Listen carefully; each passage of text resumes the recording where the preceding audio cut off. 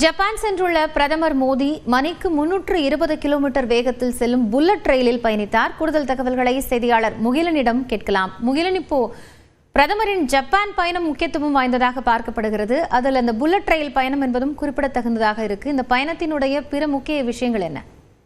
காயத்ரி, கண்டிப்பாக இது முதலில் அகமதாபாத்திலிருந்து இந்த ட்ரெயினானது இயக்கப்பட இருக்கிறது.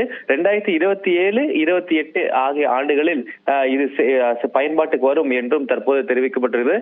மிக முக்கியமாக இந்த ரயிலானது மணிக்கு சுமார் 320 கிலோமீட்டர் வேகத்தில் பயணிக்கக்கூடியது. அது மட்டுமல்லாது குறைந்தபட்ச வேகமாகவே அது சுமார் 250 கிலோமீட்டர் ஒரு மணிக்கு 250 கிலோமீட்டருக்கு மேலாக பயணிக்கக்கூடியது. இது தொடர்பாக இந்த ஓட்டுநர்கள் தற்போது ஜப்பானில் பயிற்சி பெற்று வருகின்றனர். அவர்கள், அதாவது ஜப்பான் சென்றிருக்கக்கூடிய பிரதமர் தற்போது அங்கு பயிற்சி பெற்று வரக்கூடிய அந்த புல்லட் ட்ரெயின் அந்த ஓட்டுநர்களையும் தற்போது சந்தித்திருக்கிறார்.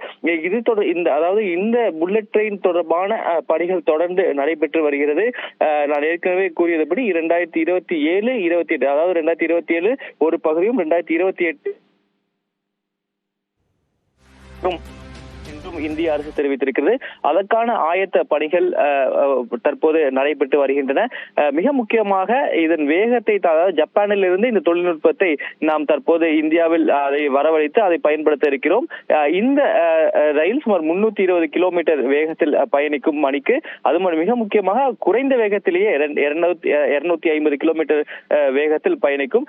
இந்திய ரயில்வேயை பொறுத்தவரை அதிகபட்சமாகவே 180 கிலோமீட்டர் வேகத்தில் பயணிக்கக்கூடிய ரயில்கள் தான் தற்போது சேவையில் இருக்கின்றன. ஆனால் இந்த புல்லட் ட்ரெயின்கள் சேவைக்கு வரும்போது குறைந்தபட்சமாகவே 250 கிலோமீட்டர் ஒரு மணிக்கு பயணம் செய்யக்கூடிய ஒரு சேவையை நாம் பெறலாம். காயத்ரி, நன்றி முகிலன், விவரங்களை வழங்கியமைக்காக.